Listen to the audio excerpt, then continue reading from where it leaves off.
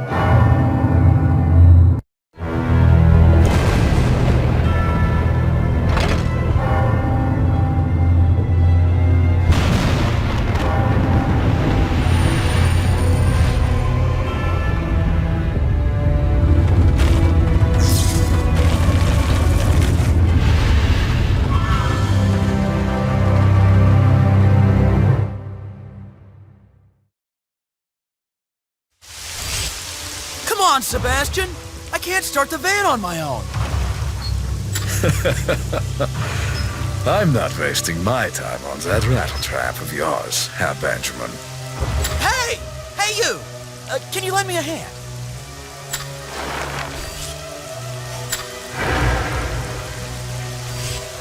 Get into the driver's seat. I'll push and give you instructions. If you can't hear me, just honk the horn.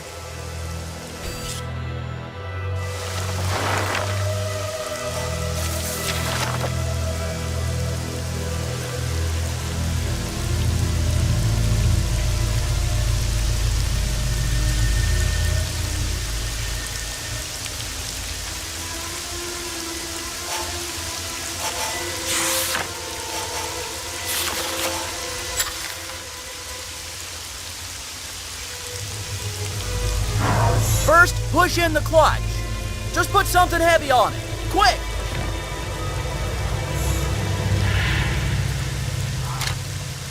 Whoa! Are you trying to kill us? Not yet! Hurry! Before the geospazzer implodes! Put the van into neutral. Quick! Turn on the engine. The key should be around.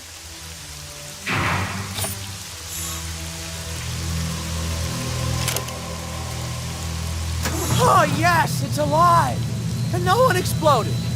That's a win-win.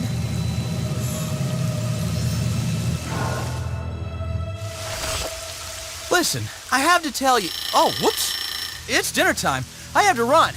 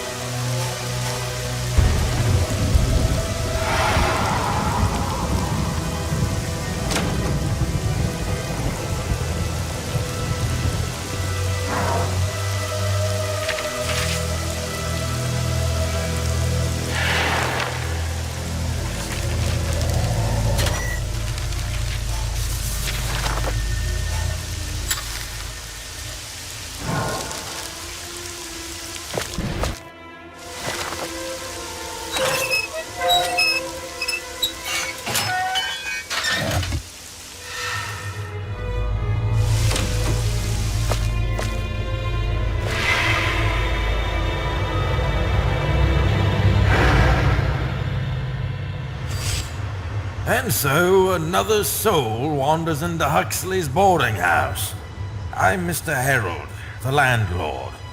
Before you ask me anything, you must familiarize yourself with our house rules. They're strict, but they're effective.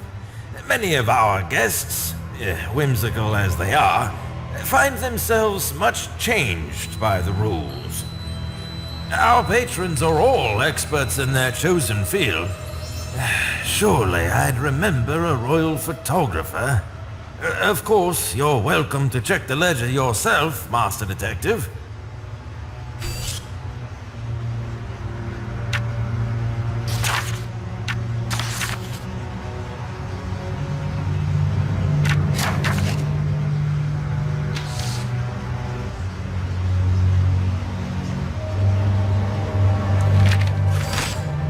Of course. I must be getting old. Mr. Pritchard was here. He checked in 8 days ago. How irresponsible of him to leave such an important document. Honestly, I'm sick to death of people forgetting their belongings. It happens all the time. I just started dumping them all in one place.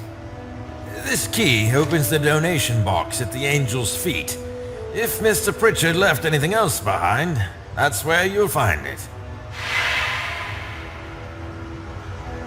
Before I get back to work, there's something you should know. Mr. Pritchard did quarrel with another guest. I didn't want to interfere. Between you and me, the guest is a bit, obsessed with the paranormal. If anything happened to Mr. Pritchard, he's your man. Now, do excuse me.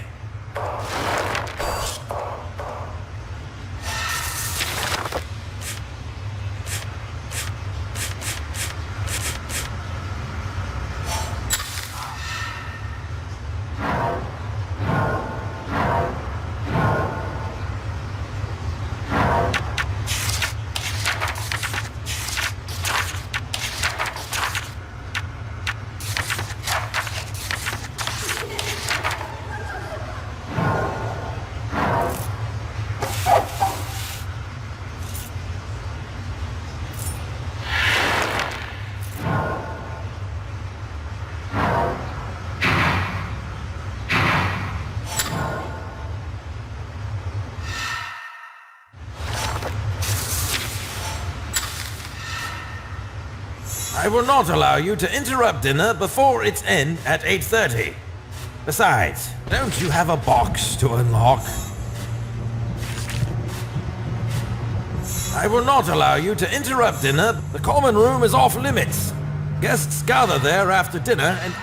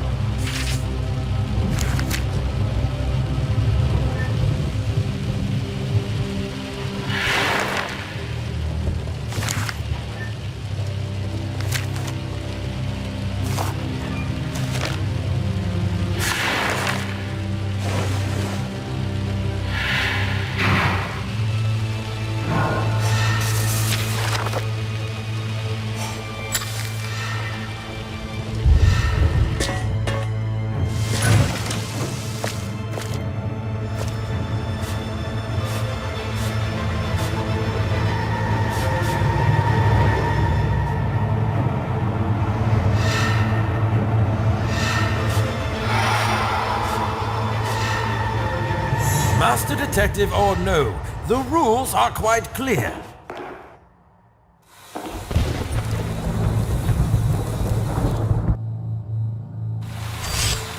Have a seat, why not? It's not like I'm working.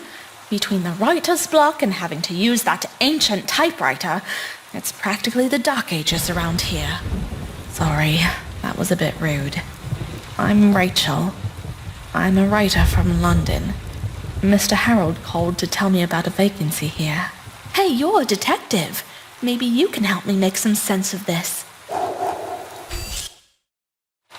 I found it my first night here.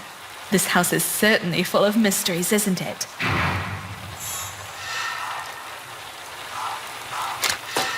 I tried to solve it on my own, but I had to clear out all of that photographer's things when I arrived.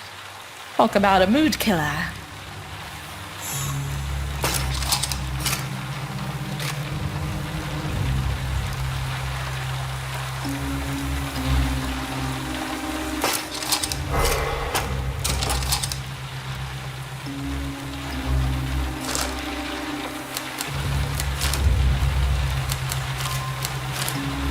Rumor has it that the tower here is a marvel of clockwork engineering.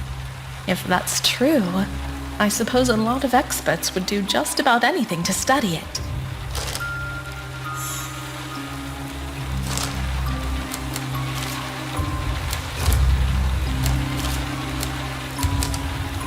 Jacob was a prodigy in the field of medicine. Who knows what he might have achieved if he hadn't killed himself?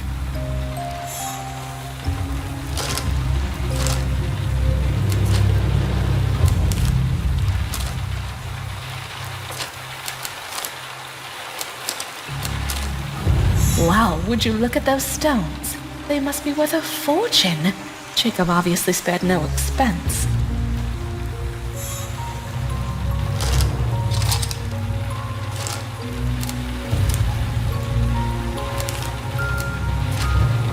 Oh, she died so young. Ben thinks that her ghost still haunts the house. It's absolute rubbish. Ghosts aren't real.